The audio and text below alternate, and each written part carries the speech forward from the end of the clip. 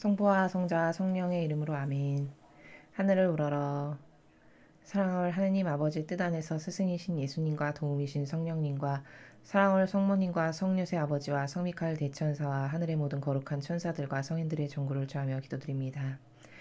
아버지, 전 세계에 살아가는 모든 영혼을 불러 모아서 예수님과 어머니 하나 되신 성심을 통해서 아버지 뜻에 모두 봉헌드립니다.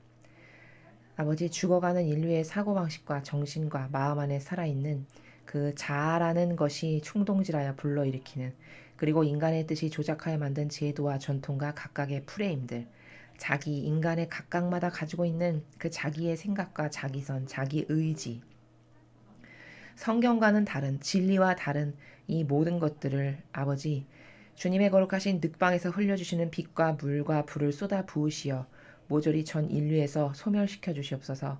그리고 아버지의 뜻만이 완벽하고 부족함이라곤 찾을래야 찾을 수 없는 그 진리, 그 진리가 가장 먼저는 이 대한민국의 5천만 모든 국민의 따라야 될 절대적인 가치요 기준이 될 수 있도록 축복하여 주시며, 전 인류도 이 진리만이 유일무이하게 인간이 따라야 될 기준이라는 것을, 가치 질서라는 것을 인정하고 받아들이고 회개할 수 있는 은총을 어서 빨리 베풀어 주시옵기를 간곡한 갈망으로 청원드립니다.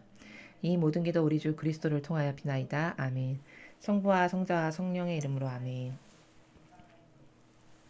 안녕하십니까. 하나님의 뜻 선교의 윤피아수녀입니다. 오늘은 아버지께서 이 시대에 주시는 말씀, 오늘은 어떤 말씀을 주시고 계신지, 또 그 말씀을 통해서 우리가 무엇을 깨달아야 할지, 어떤 진리의 나라를 배워야 할지 함께 살펴보도록 하겠습니다. 2020년 1월 18일 대중을 위한 메시지. 저 모리는 또다시 하느님 아버지의 성심이라고 알게 된 큰 불꽃을 봅니다.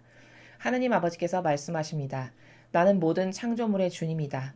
아주 작은 곤충부터 세상에서 제일 높은 산에 이르기까지 모든 것이 내 손에 의해 창조되었다. 내가 하고자 마음만 먹었다면 온 지상이 내 눈 깜빡임 한 번에 완전히 사라졌을 수도 있다. 그러나 내 뜻은 내가 지켜보는 가운데 삶이 지속되게 하는 것이다.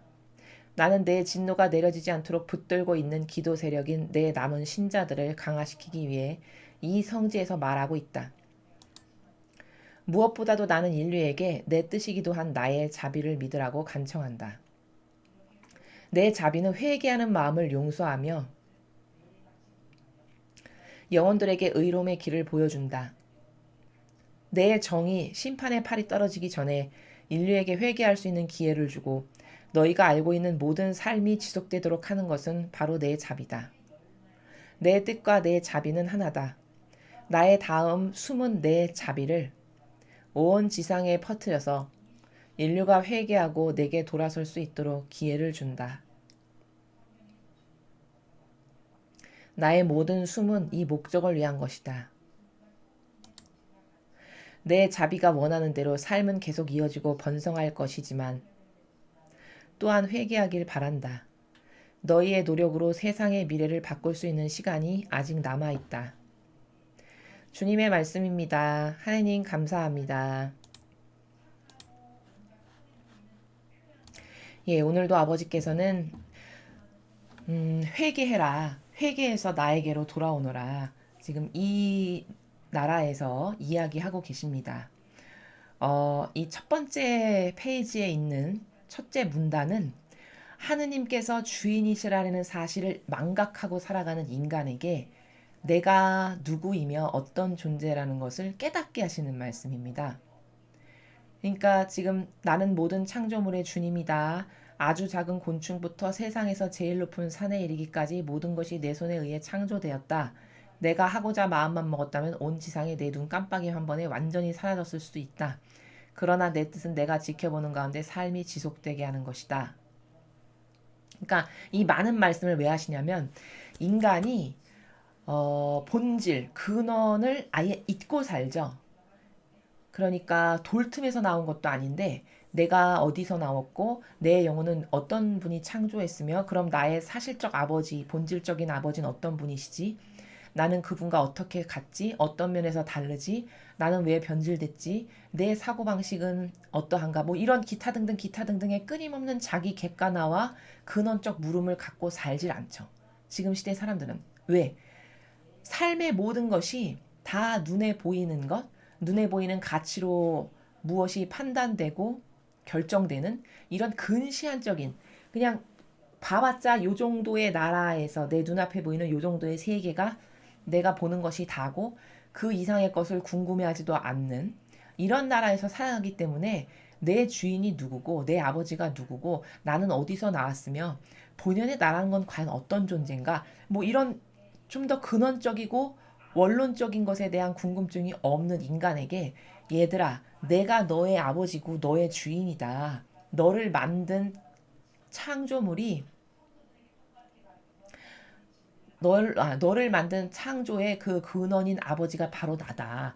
이 이야기를 지금 하시는 거죠. 이것은 무슨 저급하게 인간처럼 자랑을 하기 위해서거나 자기 존재 가치를 드러내기 위해서 하는 말씀이 아닙니다.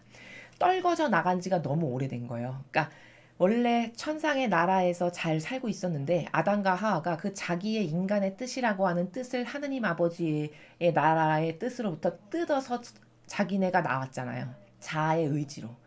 그러니까 떨어져서 나간 지가 지금 수천 년이 된 거죠. 수천 년이 돼서 이 근본이 어떤 건지 궁금증도 안 갖고 완전 고아로 사는데, 하나도 불편하거나 근원인 부모가 궁금하거나 내가 살았던 나라가 어떤 곳이었나 뭐 이런 것에 대한 인식 체계 수준 자체가 소멸됐어요. 그래서 예수님은 이것을 나는 포도나무여 너희는 가지다. 근데 그 가지가 떨궈져 나간 거죠. 포도나무에서. 그죠? 나는 머리요 너희는 지체다. 온전하려면 그 머리에 지체가 붙어 있어야 되는 거거든요.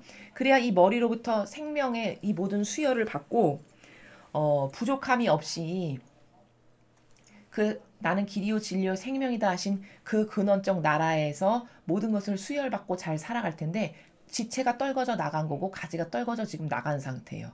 그래서 근원을 모르고 근본이 무엇인지 궁금하지도 않은 인간에게 아버지께서, 얘들아, 너는 여기서 떨궈져 나가는 거야. 너의 아버지가 바로 나야. 근데 나라는 존재는 어떤 존재인지 아니? 나는 알파의 오메가야. 그게 무슨 말이냐면 아주 코딱지만큼 작은 것부터 저 태산이 높다 내 하늘 아래 메이로다 할 때 하는 그 산, 그 산에 이르기까지 다 내가 만든 거란다.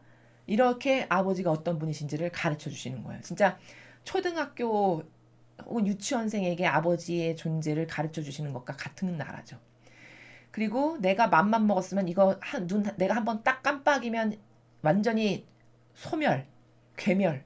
이거 얼마든지 할 수 있는 내가 주인이란다. 근데 내 뜻이 진짜 원하는 건 뭐냐면 이 인류가 망하거나 소멸시키거나 없어지는 게 내가 원하는 것이 아니고, 아무리 얘네가 죄악으로 가득하고 나를 못 알아보고 멋대로 살아도 그래도 이 내 자식인 내 자녀들이 삶이 지속되게 하는 게 내 원이란다.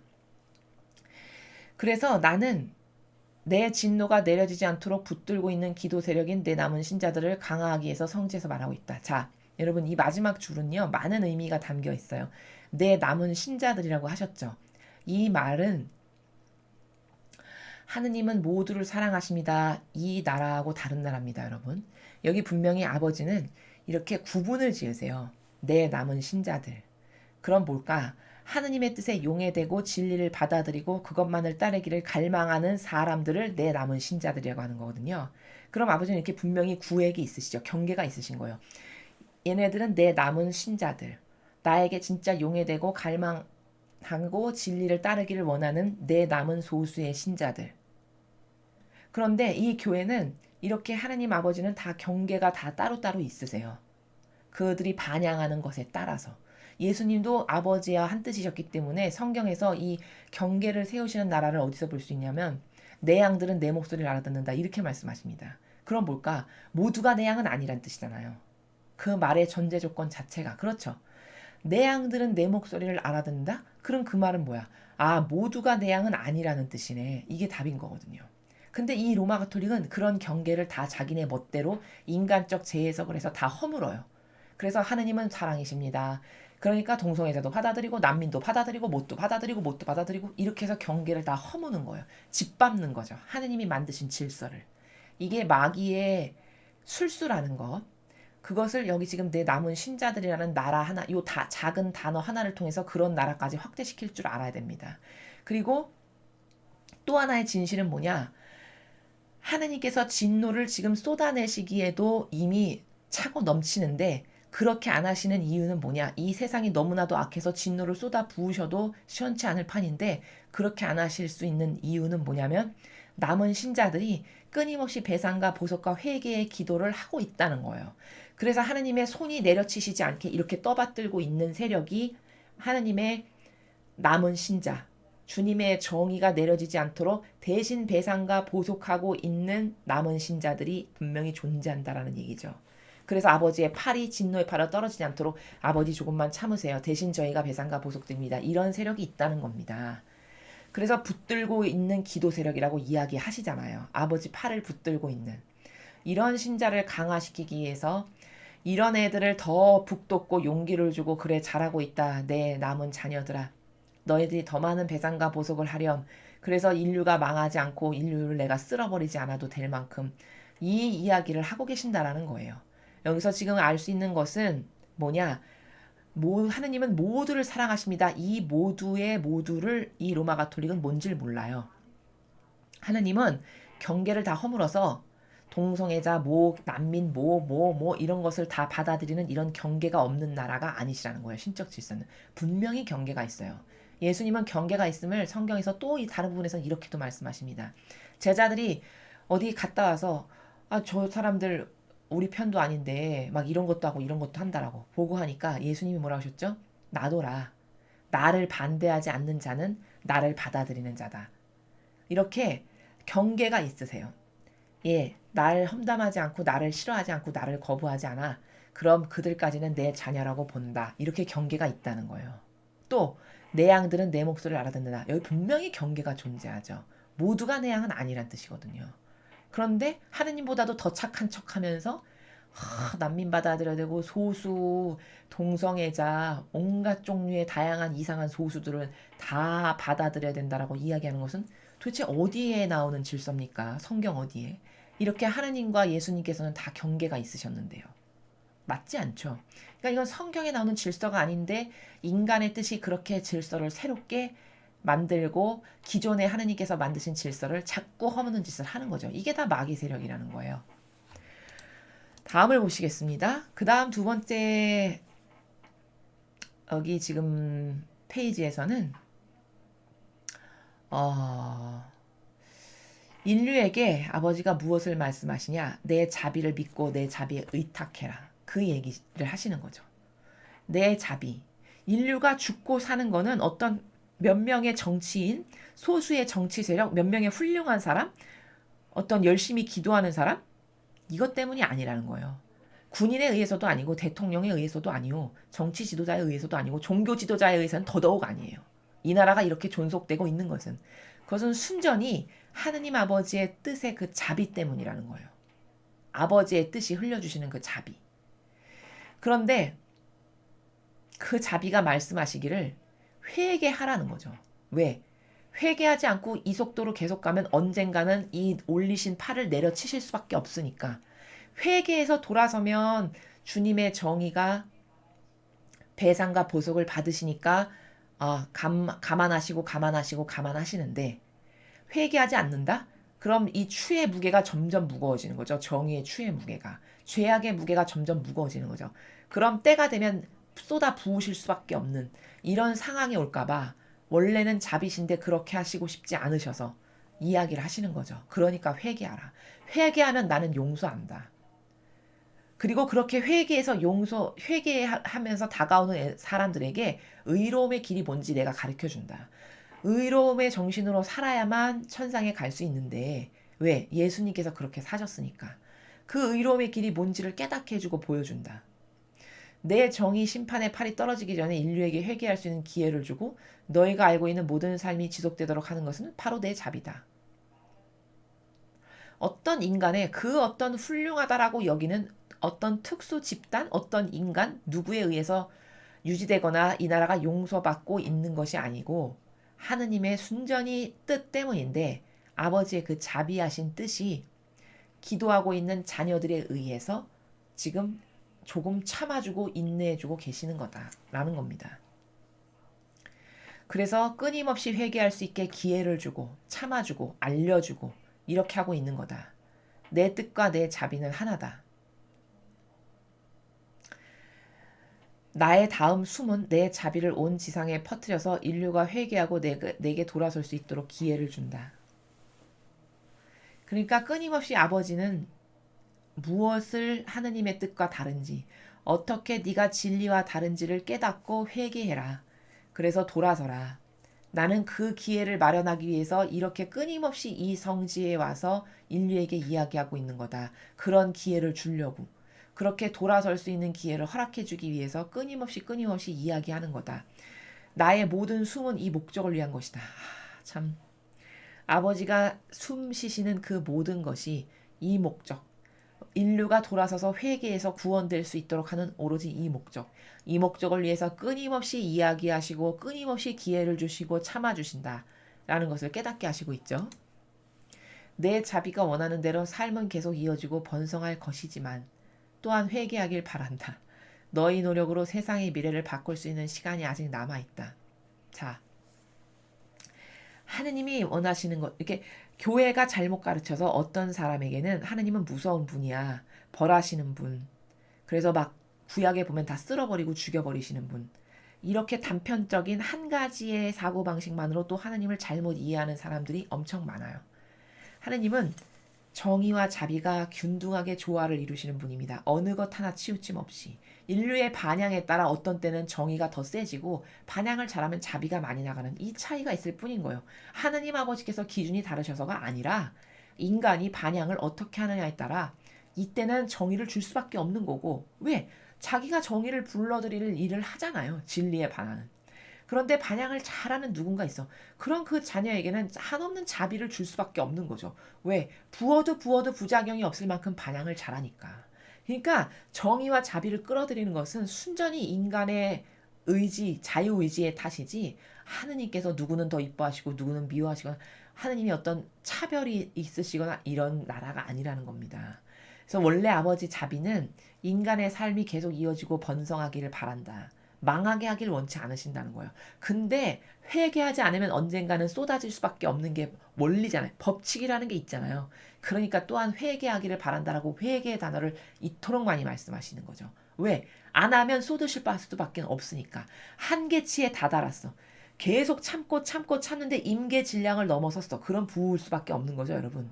아니, 저울이 있는데 저울은 항상 공정하게 운행되는 건데 정의의 저울이 추가 지금 엄청 많이 기울었어요. 근데 쏟지 않는 이유는 쏟기 직전이 되기 전까지 자녀들이 기도를 해서 이 정의를 쏟아내는 것을 자기네들이 대신 회개도 하고 배상과 보석을 하니까 저울의 추가 이렇게 조금 가라앉았다가 또 이렇게 되면 또 자녀들이 기도해서 이런 지금 상태를 유지하고 있는 매우 위태로운 순간이거든요.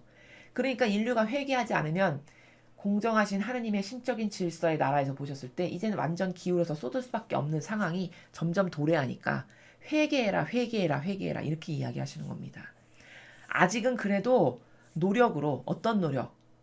나의 사고방식과 정신과 마음 안에 살아있는 자아라고 하는 마귀를 뽑아버리고 아버지의 뜻이 가르쳐주시는 진리를 받아들여서 내가 예수님과 어머니의 정신세계로 나도 좀 용해되기를 그렇게 해서 살기를 바라는 그런 노력을 하라는 거죠. 여기 노력은 인간적인 이상한 피상적 노력이 아니라 그런 노력을 해서 세상의 미래를 바꿀 수 있는 시간이 아직 남아있다. 또 어떤 노력이 있을까요?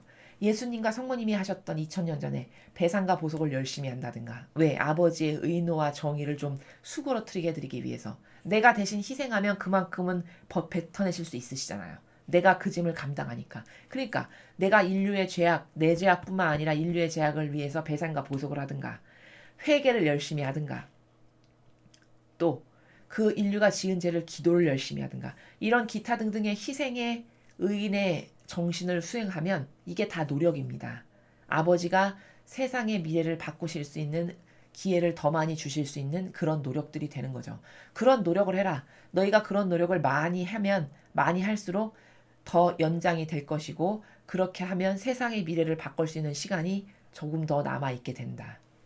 그래서 오늘 아버지께서 가르쳐 주시는 것은 요약 정리하면 회개해라. 회개하고 돌아서라. 그렇지 않으면 이 징벌의 이 무거운 잔을 이 쓴 물을 쏟아낼 수밖에 없는 것이다. 그것은 원리와도 같은 거라서 추가 기울면 쏟을 수밖에 없는 거예요.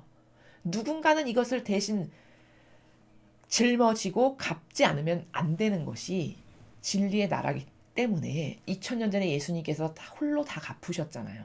그것처럼 누군가는 희생의 제물과 예물로서 산 희생 제물로서 갚고 또 대신 받고 대신 그것을 하지 않으면 갚아드리지 않으면 이것을 덜어낼 방법은 없기 때문에 인류에게 그것이 쏟아지겠죠. 그래서 우리는